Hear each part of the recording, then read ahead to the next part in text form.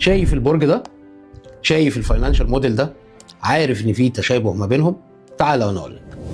المهندس المعماري بيخطط ويرسم ويصمم ويبني، ما بيحطش اول طوبه غير لما يبقى عنده فكره كامله عن المشروع.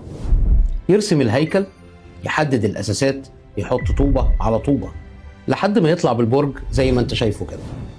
الفاينانشال موديلر المحترف بيعمل نفس الكلام بالظبط، بيفكر ويفهم البيزنس ويخطط ويصمم النموذج، وبعد كده يبني الإيرادات والتكاليف والأصول والتمويل والدين، ويبني القوائم بشكل مترابط، رقم فوق رقم، جدول فوق جدول، لحد ما يحول ملف الإكسل لنموذج مالي متكامل يرسم مستقبل الشركة. المهندس بيبني برج قبل ما تشوفه على أرض الواقع، والفاينانشال موديلر المحترف يبني مستقبل الشركة قبل ما تشوفه في القوائم المالية. علشان كده في فاينانس لايف أكاديمي هنساعدك تبقى فاينانشال موديلر محترف من خلال كورس شهادة AFM Advanced Financial Modeler، واحدة من أقوى الشهادات الدولية في النمذجة المالية على مستوى العالم.